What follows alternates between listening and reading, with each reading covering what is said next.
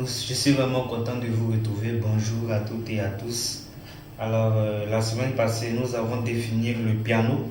Nous avons dit que le piano est un instrument sacré d'adoration au Seigneur Jésus-Christ. C'est un instrument qui nous permet d'adorer Dieu. C'est un instrument, franchement, qui nous emmène dans les hauteurs divines.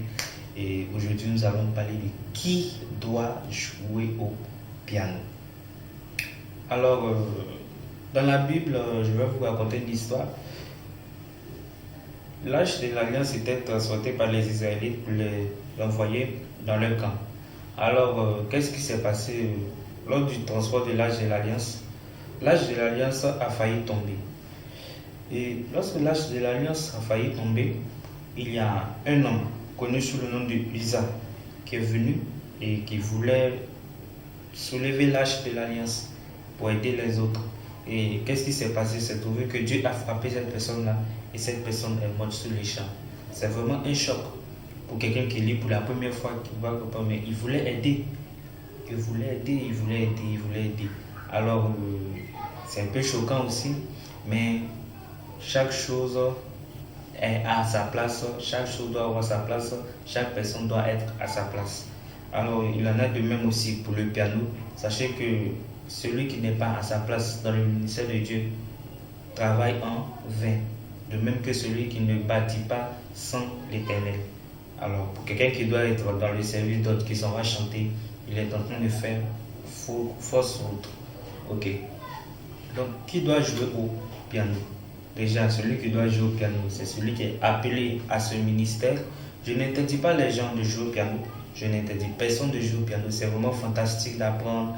C'est important d'apprendre à jouer au piano. Ça développe l'intelligence, ça développe l'esprit. C'est vraiment important d'apprendre à jouer au piano.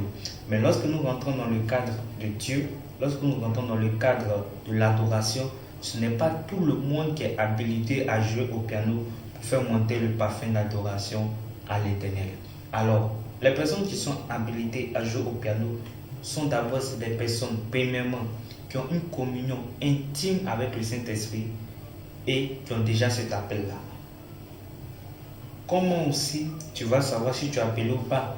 Je vais raconter mon témoignage, je vais vous expliquer comment j'ai été appelé à ce ministère-là et vous expliquer aussi comment vous pouvez savoir si vous êtes ou pas appelé. Ok.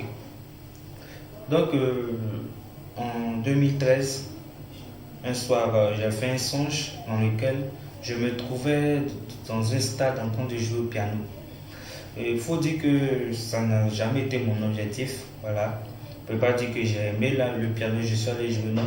Je n'ai pas aimé la musique, c'était vraiment pas dans mon cadre.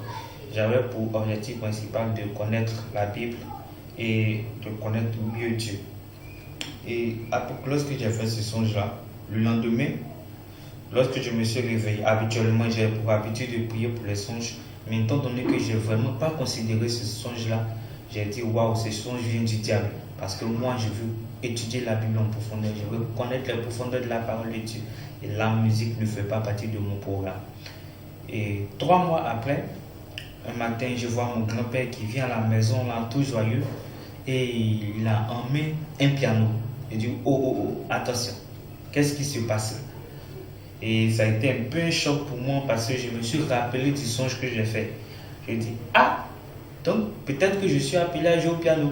Et quelques temps après, le piano, personne n'a utilisé le piano à la maison et c'est de là que c'est parti.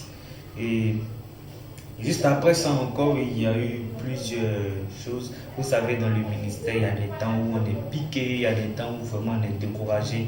Et j'étais vraiment découragé.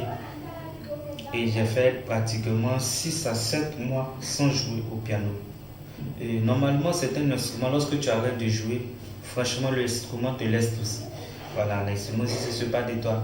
Et lorsque je suis revenu, le jour où j'ai retouché le piano, au lieu de régresser, au lieu que mon niveau baisse, mon niveau a plutôt augmenté.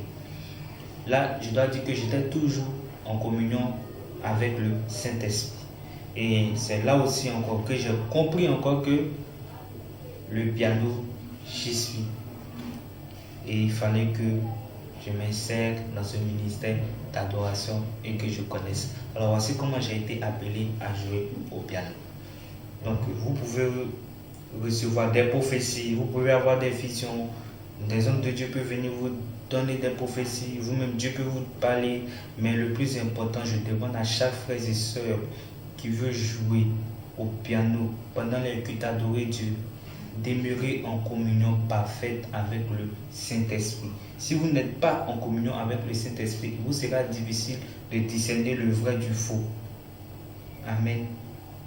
Demeurez bénis en Jésus-Christ. Je vous conseille vivement de faire du Saint-Esprit votre ami véritable. Et c'est en cela que vous saurez qui joue au piano, qui ne joue pas. Est-ce que je suis appelé? Alors, dans le cas où tu n'es pas appelé à jouer au piano, qu'est-ce que tu fais? On ne te demande pas de carrément arrêter de jouer au piano. Ce que tu fais, tu peux aider. Tu peux aider en jouant quelque temps, mais évite surtout de te mettre en danger en venant prendre les cultes en charge. Même les cultes du soir sont des cultes d'adoration. Soit, si tu n'as pas l'approbation de l'homme de Dieu, il faudrait que vous ayez l'approbation de l'homme de Dieu, vous qui n'êtes pas appelé à faire ce ministère, avant de venir s'asseoir sur le piano.